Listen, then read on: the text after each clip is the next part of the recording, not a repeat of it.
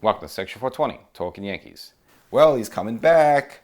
Not who you think exactly, but Brian Cashman. Yankees bringing back GM Brian Cashman for another 4 years at least. Maybe to the chagrin of some Yankee fans, but nevertheless, he will be back. He kind of figured it was going to happen. So it's still no news on the big man, but we will get into the Cashman deal, as well as some really big names have come off the free agency board, really leaving Judge as the number one, but some big names coming off, and has some ramifications, not only locally, but with the Yankees, and we'll get into all that, how it works, as well as some news with one of the former Yankee captains, Don Mattingly, both on and off the field. So got a lot of stuff to get into. We'll get right into it, but to make sure, if you haven't done it already, there is a audio podcast version of the show with more content than you can see here or anywhere else, so make sure you subscribe. So I'm sure many fans did not want Brian Cashman back. This is where the Yankees got a limit against the Houston Astros, again, getting swept there and really not even looking competitive in 3 of the 4 games there, but you kind of knew he was going to be back. Obviously, you might recall he did the end of the season press conference with Aaron Boone then, and technically he did that conference, with his contract expired, so he's kind of still representing the Yankees. So you just kind of figured it was a handshake agreement that he was going to come back. So I know some people, want a different direction, want him to get canned, but just the fact that happened, you just didn't see that was going to be the case. And, Hal kind of backed him up as well as he did last year when the team was struggling offensively. So you get to see the relationship was there. So you didn't see that there was going to be any way that, Cashman was not going to come back unless he really wanted to. So looks like it's going to be a 4-year deal. Now, they haven't really disclosed the details quite yet of, how much money and all that, but it's going to at least be 4 years. And Cashman already is the longest serving Yankee GM in team history. Again, he's giving the GM and, vice president of operations, so still going to be pretty much doing what he's doing now, controlling all the scouting, all that stuff. So that's all the same. Now he is 55 years old, and he's kind of been here for quite a while. So I personally, again, I kind of said he would come back if you watch previous episodes, but I feel like this is probably going to be his last contract. Just for the fact he's 55 years old, and who knows how long he wants to keep doing this. And now maybe if he gets 2 or 3 championships during these 2 or 4 years, then maybe that energizes him to want to come back and do more. But I feel this is kind of the last go-around, and a little surprised that it's 4 years. That's kind of big there. So I figured it'd be maybe a 2 or 3 year deal. It would never be a 1 year deal because you don't want someone as a lame duck. So I'm a little surprised about the length of the 4 years there, but nevertheless, not surprised back that he's back and it's official. And it's kind of the first domino, and it's probably the reason why they, on paper, or at least officially, haven't made an offer, at least that we know it's real with Judge. I mean, we hear all these sorts of rumors. You hear anywhere from $288 million to anywhere from $337 million. It could be 8 to 9 years in there. Just the fact that he's age 30, he's going to be 31 when the season starts. You're probably looking more at a 8-year deal, but nevertheless, he's going to probably be the highest paid position player in baseball history once this does go down.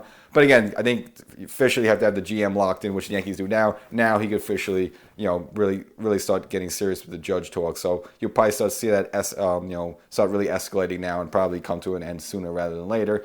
Now currently, the Yankees, Brian Cashman went to the winter meetings. Usually that's when you start kicking the tires on the trade. So, of course, there were some big free agency signings. We'll get into all that. But in terms of the winter meetings, those are mostly for trades. But usually you're laying the groundwork. You don't really have trades during that week. It's just sort of put feelers out there and what could be possible, who's available and what that. And then kind of when everyone gets back home that's when you start seeing the trades happen. So even though you have the winter meetings, it's usually after the winter meetings when you see those trades. And so again, that's probably where you might see some deals going down where, for example, one of the names out there for Pittsburgh making available is Brian Reynolds, who they're making available, and supposedly the Yankees might be kicking the tires on him. He would be a good upgrade. Again, it's good that you re-signed Rizzo, and it's good, hopefully, it's not official yet, but if they bring back Judge, but of course, the Yankees still need to do more because this is still, at the end of the day, a team that got swept in the second round, so they still got to be better than that team, so they're going to have to add some players, so adding someone like a Reynolds would be great. They're also supposedly, kicking the tires on Carlos Rendon, getting the lefty from San Francisco there. That'd be a great addition, just to have a lefty up there, and you have him, you'd be very top heavy with Cole, Rendon, and Severino, 1, 2, 3. That's, pretty darn good there. And then it kind of takes the pressure off some guys at the bottom there, whether it's like a Frankie Montas type like that. Because of course he's still in the mix there for the Yankees in that rotation. And as for Reynolds, he's only been in the league for 4 years, but he's signed through 2023. So if you do bring him aboard, it's just going to be a kind of a 1 year rental. But pretty nifty player. Was an All-Star in 2021. Only 27 years old. Hit .262, had 27 home runs last year, as well as 62 RBIs. Only 7 stolen bases, not a speedster, but What is it? I think his strong points is that he's a switch hitter, which is great, just for flexibility, and he does have the ability to play all fields for the Yankees. So no matter how what happens next year, he could play center, he could play left, he could play right. So it just has that flexibility there. And again, a pretty good player there, and would be a good replacement. Just the fact that obviously Benintendi walked away from free agency, and I don't think the Yankees are bringing him back. They might kick the tires on him, but like I said before, with the wrist injury, I don't want, not that I don't want him back, but I think that's risky. I'd rather have someone like Reynolds you could put there instead. That would be a good way to recoup there, nevertheless, for the Yankees. And for Cashman, of course, I just think, as I mentioned, again, if you make sure you follow the podcast, previously I just mentioned that I think his biggest aim is to bring in some arms here, because you saw what happened in the playoffs. The Yankees kind of fell short there in the bullpen department, and it didn't really burn them too much, but they were still asking a lot of the likes of Walney Peralta, Loizaga, and Clay Holmes, and it's not exactly Stanton, Nelson Rivera back in the day. So I think whatever Cashman could do, which he has a pretty good job, he does a good job doing, is trying to find talent from other teams and see if he can just bring in some arms there, similar to Houston did. I mean, they brought a lot of arms from other teams there, and they all just came together. So the Yankees got to do something similar, because the Yankees were pretty short there. They ended up burning too much. You had to use Clark Schmidt in some spots where you don't want him to in the playoffs, but Cashman thing is going to have to be make a move like Rendon would be great. You can add him. Make a trade like Reynolds would be great, and then again, just bring in a whole bunch of arms. Just have auditioning arms after arms after arms in spring training there, and see if the Yankees have a more deeper bullpen. Because again, once Michael King went down and some other pieces went down, luckily didn't cost the Yankees, but they were definitely shorthanded when it came to the playoff time. So again, bullpen arms should be a priority for Cashman during these winter meetings. Now, other than Aaron Judge, probably the second biggest name available in the free agency market, kind of opted out, so made himself free agency, was Jacob deGrom of the Mets. He ends up signing a big deal with the Texas Rangers for 5 years for $185 million, so he's making now $37 million per year. Now he's 34 years old. And for the Mets, I really don't blame him too much. As we know, when he's on, deGrom is probably hands down the best, pitcher in baseball. There's not even arguing. But as you know, and I'm sure as Mets fans know, he's hurt all the time. And even last season, majority of the season, even though the Mets had a great season, they won like 102, 103 games. They did a lot of that without deGrom, even without Scherzer as well. So I don't think it's a death blow for them. But obviously, you have a great pitcher come up through your system like that. You would like to keep him for a Met as long as possible, and maybe retire his number in the whole 9 yards. But nevertheless, he opted out, goes to Texas, and it's kind of like where's the priorities at a little bit. I mean, Texas was a terrible team last year. They're out in the West Division, which is tough because they have to deal with the Houston Astros, and plus now you got the Seattle Mariners on the rise as well. And Texas not even close to either of those two teams. Even by adding deGrom, yes, of course it makes them better, but they're still not a contender for a couple of years there. So it just seems like a situation where it was just straight up about money. Now you're hearing all sorts of rumors here that obviously it's Stephen Cohen, he's got the big bucks, and for him to let someone walk away, all that. Supposedly the Mets offered him 3 years, but Texas came back with 5, and supposedly Cohen might have matched that or done better, but supposedly deGrom was even interested in hearing Cohen's counter offer that says, hey, 5 years, great, I'm out of here, I'm gone. So it seems like maybe he just didn't want to be here, and you have all this stuff. Of course, you have the state tax. You have state tax in New York. You don't have that in Texas. So technically he's getting more out of his money by playing for Texas in that way. And of course, you just don't have the scrutiny. Now, you never really felt that like deGrom was ever scrutinized here in New York. I mean, other players have been bashed way more than deGrom. I don't even think you heard a whisper about deGrom. Of course, fans complain because he's hurt all the time, and all that. But no one really got tough on him, so I can't see it's that. I just think Mike Moore just wanted to get out of New York and just go somewhere else, and wasn't really too interested to stay with the Mets long term. So obviously he's a New York Met. Never thought the Yankees would even kick the tires in that one, and I don't even think they did. But of course, one thing led to another, and of course another big name went out there right after this. Of course, as a result, was Justin Verlander signing with those Mets for a 2-year deal worth $86 million, so it's just insane. I mean, you got Scherzer making like $43 million a year. Now you got like Verlander making pretty much the same thing, like $44 million. Now there is an option for a third year for $35 million that kicks in if the team wants to bring him back. And Verlander, of course, a couple of years older than deGrom. deGrom 34, so not exactly a spring chicken himself. But one of the silver linings of deGrom being hurt all the time, he really hasn't thrown a ton of innings, but still. He's starting to get into his mid-30s. Verlander, of course, is just about there at 40, 39 years old. So for just 2 years there, for the Mets, it's not really a terrible deal for them. Verlander, had a pretty good season last year. Won a championship with the Astros there, multiple-time champion, a lot of experience. And again, you're not stuck with the guy for a long period of time there. So, pretty good bounce back deal for the Mets. But again, it is a lot of money there. But even if he does get hurt, then again, you're only still on the hook there for 2 years. And of course, now he joins Matt Scherzer, and the two of them are buddies. You may recall that when Verlander was the pitching for the Detroit Tigers there, a young Scherzer came up with that, and kind of Verlander took him under the wing there. So, it's just funny now that the two of them are kind of both old guys now on a different team there. So, I don't think the Mets, more or less, I don't think they lose quality there. Again, Scherzer, he's not as good as DeGrom there. But again, if you're going to lose DeGrom and replace that with Scherzer, not bad for them. And it is a little good news for the Yankees if you think about it. Just because it seems like, when the Yankees all the time face Houston, you just got Verlander there throwing up zeros. Now, the fact that Verlander is no longer with Houston weakens them a little bit.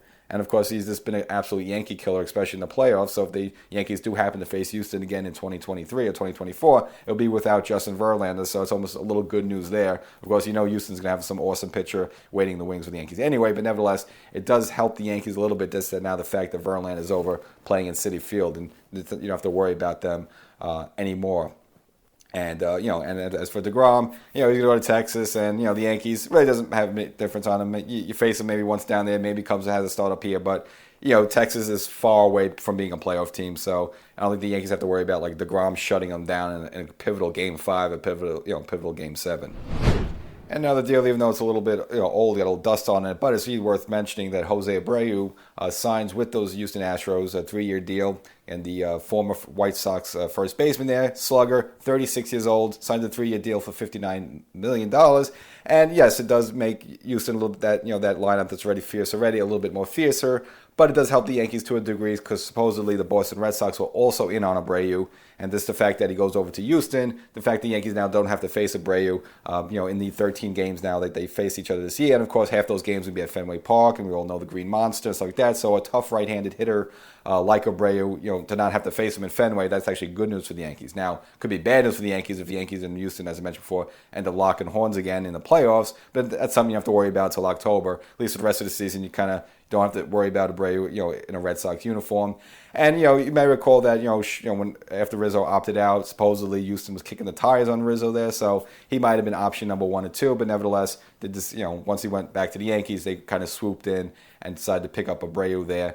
And, if you want to look about, who's the better of the two, I'd say maybe Abreu's is more fierce and scary at the plate, but, I think the Yankees, if you want to compare Rizzo and Abreu, kind of got the better out of the two. Obviously, he's younger at 32 compared to Abreu's 36.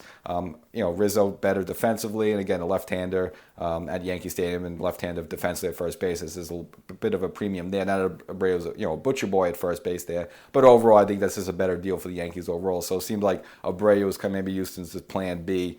Probably figured that Rizzo was going to go back to the Yankees anyway. So nevertheless, and for Abreu, it's kind of a shame. He was a MVP a couple of seasons ago, but obviously he kind of got his career in the U.S. started a little bit late. He was a Cuban defector, so kind of similar with the Yankees and El Duque.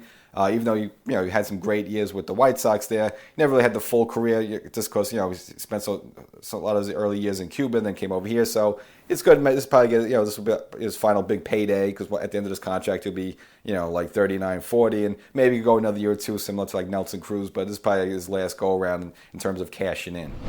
And the Philadelphia Phillies, who were knocked out of the World Series by those same very Houston Astros this past October, decided to bolster up their roster a little bit, made a big move, big splash, signing free agent Trey Turner to an 11-year deal worth $300 million. Now, you figure it's a lot of money for a shortstop, but it does seem to be the going rate for, shortstops that have power. Just look at the money, obviously, last offseason that Texas gave to Corey Seager, and you look at some of the numbers that are being crunched for Carlos Correa. So not surprising there. 29 years old, again, a shortstop with power. Was with the Los Angeles Dodgers. Actually, he came with Scherzer to the Dodgers last season in a mid-season trade there. But, of course, the Dodgers weren't interested in retaining his services. Now, how that really affects the Yankees is really more to do with Judge. Now, I know most of the rumors were with Judge to San Francisco. I always feel that Dodgers were more of a threat to steal him. And now that the fact that they're not using that money for Trey Turner, which means they could possibly want to use that money for Aaron Judge here. So I think that's the kind of the scary twist with it there. And it's very interesting. Speaking of those Giants, if you actually want to check your Yankee schedule for the home opener, I believe in March, late March there, actually the home opener, the Yankees will host those San Francisco Giants. So there's a small opportunity, that chance that if Judge does join the Giants, his first game will be at Yankee Stadium. And just wouldn't that be ironic? And since everyone has World Cup fever, I guess it's worth mentioning the World Baseball Classic and Yankee pitcher Nestor Cortes electing to represent Team USA in the tournament there. So Nestor Cortes will be donning the stripes for Team USA there. Obviously, sure, you like to see a guy represent your country like that, and especially the fact that he's Yankee. But of course, you always kind of hold your breath a little bit, just because he's kind of pitching out of season a little bit, and the fact that he had to exit he had to exit the playoffs against Houston in his final game with a little groin injury there. So you just don't really like the idea that he's kind of pitching this thing. But nevertheless, maybe don't care about it. Maybe if, more years, a couple of years ago, I'd have been a little bit more furious, and not furious, and just like don't do it. But nevertheless, he wants to represent the country there. And plus, they're probably going to baby him just like 3 or 4 innings there, and probably use a bunch of guys out of the bullpen there. So not really a big deal there. So if you're a Yankee fan and maybe you want to get your Yankee fix a little early this season, you can check out the World Baseball Classic. And as I mentioned in my podcast, again, this is why you got to subscribe. Get this news that Don Mattingly will be joining the Toronto Blue Jays coaching staff next season. Will be a bench coach for the team there. And again, when we last saw Donnie, when we last left off with him, he was with the Miami Marlins, was managing the team, but again, had a mutual agreement with ownership to leave the team after the 2022 season, just because they were kind of rebuilding and it didn't really make sense for him to stay there anymore. Did some good work with them, was the manager of the National League Manager of the Year with them back in 2020. But I guess decided now, kind of wants to get back into the coaching ring there. So we'll be joining the Toronto Blue Jays staff there. And, has plenty of experience not only with the Marlins, but of course with the Dodgers a number of years, both when Torrey was the manager and then kind of coaching on him. And then, of course, eventually taking the reins himself. And, of course, was with the Yankees back in 2005 when Torrey was the manager of the Yankees, also being a coach with the team. So plenty of experience there. I'm just a little surprised about it, a number of reasons, just because, with his resume, it just seemed weird for him to kind of take I think it's almost like a step down for him a little bit just to be a coach. Just the fact that he's been a manager for so many years. Again, won the Manager of the Year award just 2 years ago. Now you see this all the time. Some managers just decide, hey, look, I can't get a job anywhere else, so I'll be a coach elsewhere. So it does happen. It's very common. Guys kind of up and down a little bit, but I just think there's certain managers, such as himself, or like you would see like with Buck Showalter, for example. I don't know if I would put Mattingly in Buck Showalter's class, but you would never see Buck Showalter take a coaching job somewhere else. He would either be a manager or nothing. So I kind of feel like I'm just surprised Mattingly kind of did that, but nevertheless, you don't know, maybe he just wants the action or maybe needs the money or whatnot. But also dealing with Mattingly, as of course I'm sure you heard by now that of course was possibly eligible again for the Hall of Fame. Now it's with this new contemporary committee. At the beginning of this season, I actually kind of went through that. Basically, it's outside the normal Baseball Writers Association voting. So basically, it's a committee of 16 people, kind of some former players and executives of so what, who can vote in players who are no longer eligible with the normal, kind of went past their 10 years of eligibility with the normal route. So it's an opportunity for some of these players to get a second look and to give them an opportunity to join the Hall of Fame. And unfortunately, Don Manning was on the list there, but unfortunately fell short. You have to get 12 out of the 16 votes to qualify, and Mattingly, unfortunately, only got 8 there. So only half of those people on the committee thought he would be should be a Hall of Famer. But who did make it, of course, Fred McGriff, getting 16 out of 16 there. So unanimous vote there to get in there. And I thought he deserved it. Actually, been championing for Fred McGriff for a long time, even while he was eligible. You just remember, back in the day, he was just one of the most fierce, dominating players for a long time. Just put up, just one of the scary power hitters up there for a while. And for him to not be in the Hall of Fame was kind of weird. I feel like people like him and like Andre Dawson, who were just on the cusp, were just being left out just by a nose, should have been in. Luckily, Dawson already got in by similar circumstances. And now Fred McGriff will join, will be in Cooperstown there. And I remember the previous episode, I kind of did the breakdown with Carlos Beltran. Again, I'm not too sure if Beltran will make it this season, but I think at some point, for the same reason, Beltran just a very good player over a long time. Maybe not a no doubt about a Hall of Famer, but should be in there. So we'll see if Beltran joins him this year or sometime next year. But I guess of course, it's the spotlight will be on Fred McGriff there. It's the crime dog, as they call him. And not that I say that this is any sort of conspiracy or anything, but on that committee is actually Greg Maddux, the former Atlanta Brave pitcher who was a teammate of Fred McGriff for a couple of years. So it's just kind of interesting that, you get an opportunity to vote your teammate in like that. I think Fred McGriff belongs there, so I don't think it's part of any kind of conspiracy. And plus, again, Fred McGriff got 16 out of 16, so even if, let's say, Maddox didn't vote for him, he was getting in anyway. This is kind of interesting there. And, of course, left off the list were the usual suspects who never got in the normal way. Of course, Roger Clemens didn't qualify, Barry Bonds didn't qualify, and, of course, Curt Schilling. Those are the big three that people always feel like, whether, obviously Bonds and Clemens is, due to supposed PED use, and, of course, Schilling kind of, some of his numbers don't exactly qualify, but of course, once he left baseball, has been kind of political commentator and kind of ruffled a lot of feathers with some of his comments, so that probably doesn't help his case at all there. So it seems those three are going to be left out. Now, McGriff, in his final season of eligibility through the normal route in 2019, did get 69% of the vote, so he was right there, because you may recall you need 75% to get in, so he was just right at the cusp there, but unfortunately ran out of eligibility. So if there was another year or two in, he might have gotten there anyway. But nonetheless, he's in there, and again, I think he deserves it.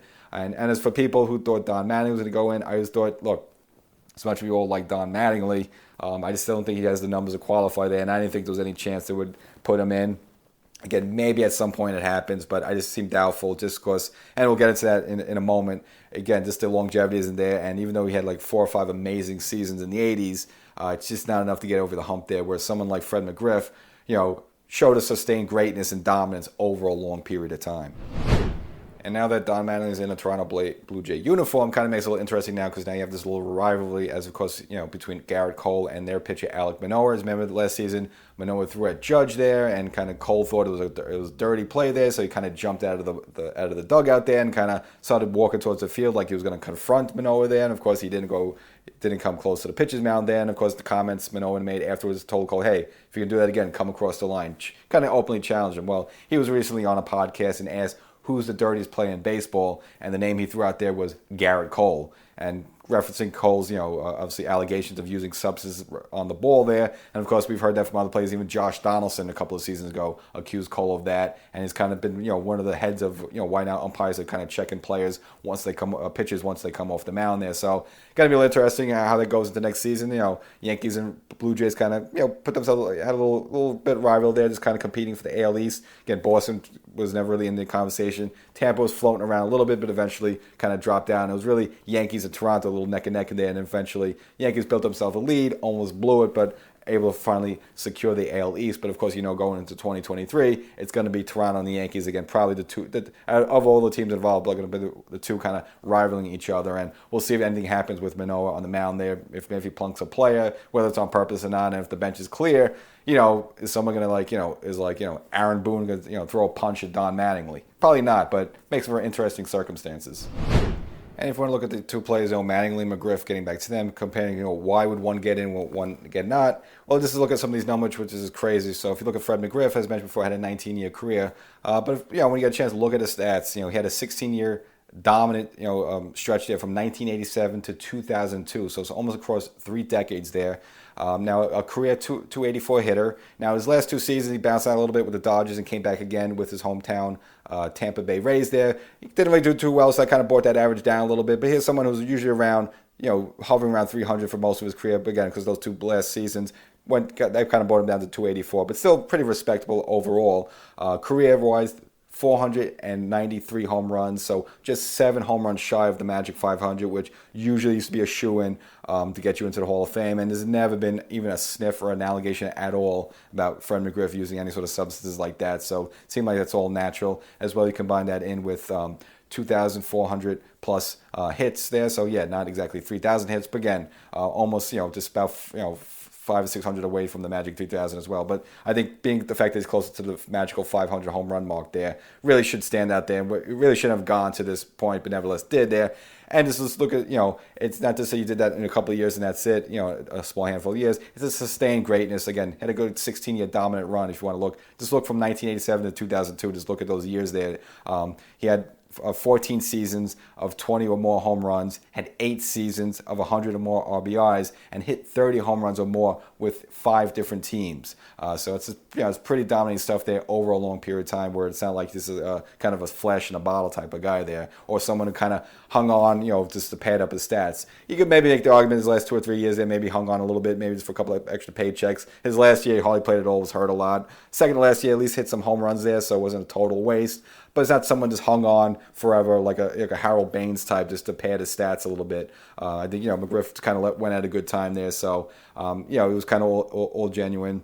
What I think does hurt McGriff a little bit, as I mentioned, same with Carlos Beltran, played like 7 different teams. So this is something about a player when you're one player in one uniform for a long period of time. Just from an aesthetic standpoint, I think it helps your case. When you're one of these people that bounce around a lot, you're kind of seen as a mercenary or just to come, just someone who's looking for money and all that stuff like that. And, you can't really settle into one spot. I think it kind of hurts him a little bit in that regard, just for some players. So that could be a part of a reason. But of course, McGriff, had a 5-time All-Star, 3-time Silver Slugger, won a world championship with the 1995 Braves. Now, luckily, the 1996 Yankees beat that team, nevertheless. But I'm sure, as you remember, any time that Fred McGriff came up, it was a scary moment. And he hit the home run. I guess it was the first game. Hit the home run off of Andy Pettit, a big 3-run home run early on there to give themselves a lead in that game. And of course, they blew out the Yankees in that first game. And of course, later on, they would have to go to Graham Lloyd to get him and Ryan Klesko out. But I'm sure, as a Yankee fan, you remember how scary it was when Fred McGriff was in the batter's box there.